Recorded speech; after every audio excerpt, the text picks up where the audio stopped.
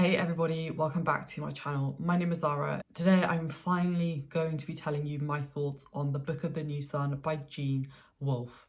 I read this book the year before last, believe it or not, and it's taken me so long to film my review because honestly the main reason why is because I honestly don't know how I can do justice to this book, to this series, because I have read the entire series. So while I'm going to focus mainly on the first book, I think pretty much everything that I say will apply to the entire series. I will probably do like a detailed series review at some point as well, but that's going to take me a lot longer to film, and I might also reread the books before I do that. I don't know. The point is that like I've actually been quite nervous to film this video because I think I've mentioned this before. When I film a review or when I talk about a book or a series that I really love, I always want to make sure that I really do justice to it. And I think without a doubt, like that has applied even more so to this series, because this series is an absolute masterclass in writing and characters.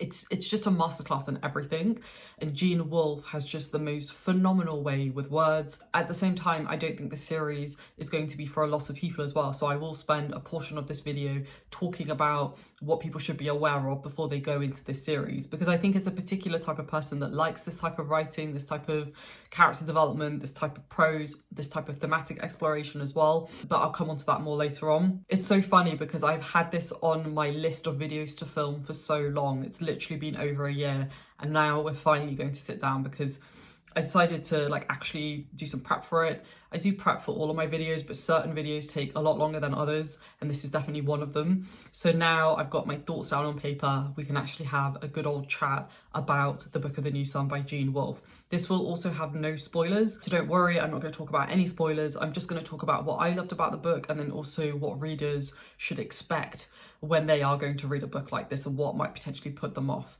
So with that in mind, let's do a very kind of brief summary of what Book of the New Sun is about. It is a sci-fi fantasy story that blends kind of rich poetic prose with the very deep philosophical themes. We follow our main character, who goes by the name of Severian, who is a young torturer cast out of his guild as he embarks on a surreal journey through a dying earth in the far future. That's all I'm going to say about the plot. I'm not going to mention anything beyond that. So let's talk about what I really loved about it and what I think makes this series so great and this particular book so great. There is incredibly rich, layered world building. Now, I have talked about this before. I'm not like the biggest kind of proponent of like really detailed world building. I appreciate it and like it when it's done well, but it's not something that I necessarily actively seek out in my books. However, when it is done particularly well, it is something that I notice. And he creates a deeply immersive setting that is very much in the future, where there are like remnants of advanced technology that exist alongside like medieval style societies, which I think is such a cool concept. As somebody who works in the technology industry, but also loves like medieval history and like Renaissance history, and seeing how we kind of shifted from kind of being very basic in our technological advancements to progressing very quickly, and we're progressing even quicker now. It's really interesting to me to see these two kind of dichotomies side by side. It's part of the reason why I really loved the premise of the Horizon video games, because I love that kind of primitive setting with like advanced tech that is kind of lost and we don't really know kind of what's happened. The world of Earth feels ancient and very mysterious, and it's filled with, you know, lost knowledge, and there's a lot of cryptic references and hidden histories that reward a reader who pays attention. Now, this is the sort of series that is definitely worth rereading. It's very similar to Baker in that regard. There's a lot of detail and there's a lot of nuance, and it's really packed into the story. And Wolfe also references a lot of other literature that really enriches the experience. And I think, you know, unless you're like extraordinarily well read, I mean, there were a few references that I picked up on, but there were even a ton that I missed. You need some sort of aid to help you kind of get every single reference, and I did actually use an aid to help me with all those references, because it does really enrich the overall experience. But that being said, that does mean that the reread value is very much there, and without a doubt it's going to be a series that I definitely reread for that exact reason. Now let's move on to the next thing that I really love, and that is the beautiful poetic prose. There is a lyricalism to Wolfe's writing. It is dense, but it is very elegant and very evocative.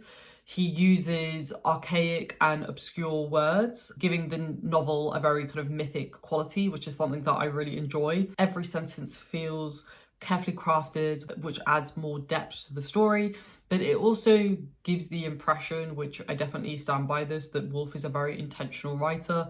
I've talked about this before a lot on my channel, where I think you can tell the difference between an author who's really thought about what they're writing and whether they've like mapped out everything versus an author who's just writing books as they go. And having read the entire series now, I can say with absolute confidence that Gene Wolfe is very much an intentional writer, and the payoff is really worth it by the end of the series. The next thing that I'm going to talk about is our main character and our narrator. I'm not going to focus on any other characters just because I feel like you really need to experience them yourself, and also Severian really is the center point of this story. But we have our main protagonist, Severian, who claims to have a perfect memory, yet his storytelling is often contradictory and vague, which I think is just so interesting. Like, it's so interesting when the narrator tells you something and then you later learn things that kind of contradict what they've said. It makes them unreliable, but it makes them equally as intriguing. This obviously puts the reader in the seat, and it forces us to question what is true, adding an extra layer of depth and mystery. And I think, as I've kind of mentioned before, it makes rereads incredibly rewarding because there's going to be things that you pick up on every single time that you read it. There is a lot of deep thematic work, philosophy and symbolism in this book, which is something that I love in my fantasy and sci-fi. There's a reason why Baker is one of my favorite authors. There's a reason why someone like Daniel Abraham, who I would argue does the same, is one of my favorite authors. KJ Parker, I would argue, also does the same. Like, there is a lot of philosophical and religious allegory packed into this book. There's also a lot of exploration around memory, identity, power, and also redemption. He never spells things out for us. We as the reader have to find the meaning in the details, which is either going to be something that you really enjoy or you really dislike. So do bear that in mind. If you don't like being handheld throughout a story, you will love this book. If, however, you do like to kind of be fed things in detail and you like the dots to be connected for you, you probably won't enjoy this book. It is incredibly layered. It is incredibly complex. And it requires you to really use your brain as you're reading the book, which I know for a lot of people, they actually want to switch off when they're reading. This is like the complete antithesis of that. It really is like Baker in the sense that it's work. Like, it feels like work when you're reading this sort of series because there is so much to it. Next, let's talk about the blend of science fiction and fantasy. I do really like it when sci-fi and fantasy is blended together. I find that a lot of authors don't do it very well, but Wolfe absolutely does it perfectly. It does feel like very much fantasy on the surface because there's things like guilds and swords and prophecies, which are all very characteristic of fantasy. But I would argue that it's very much sci-fi at its core. You know, we have things around like advanced technology, as I mentioned earlier, genetic modifications, and even space travel are woven into this world. So it's very much blurring genres in together, which I think adds that extra layer of specialness to this wonderful series. And then the last thing that I will mention in terms of what I loved about it, and I have already touched upon this, but I'll just summarize it, and that is that it has incredible reread value.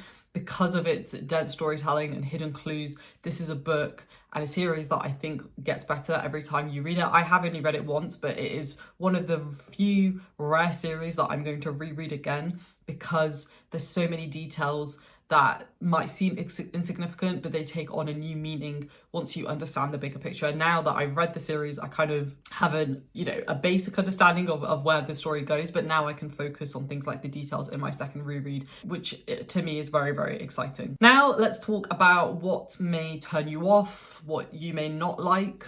These things didn't really impact me personally, but as always with these types of reviews, where I'm really kind of deep diving into, whether I think people will like them or not. And because this series is quite popular, but I think there's a lot of people who are very on the fence about reading this series because of how it's described, I thought I would just do a section on basically like warning you on like what could potentially turn you off. And if any of these things don't really bother you, then you should definitely pick it up. So in terms of what might turn you off, I've got like 4 or 5 things. So the first thing is that the writing style is dense and it is challenging. Now, if you had experience reading Baker or Erickson with Malazan, I think you'll be fine. But I think if this is like your first really dense philosophical fantasy sci-fi series that you're reading, you will almost certainly find it hard to read. He doesn't, as I mentioned earlier, Wolfe doesn't hold the reader's hand. There's no exposition dumps, there's no context dumping to explain the world to the reader. And many key details are only hinted at rather than outright stated. So if you prefer much more straightforward storytelling, this would definitely be very frustrating to you because it's the complete antithesis of that. It's complex, it's layered, the devil really is hidden in the details, and you're not going to really know if your assumptions are right really until the end of the last book. And even then, you're going to be questioning whether you really got what Wolfe wanted you to take from it, which I think for me is really exciting because, again, it goes back to that reread value and it goes back to that kind of layering and depth to the story. But I can totally understand why for a lot of people that would be really off-putting. The next thing, which I think will be very off-putting to a lot of people, is that the plot is very slow and it meanders a lot.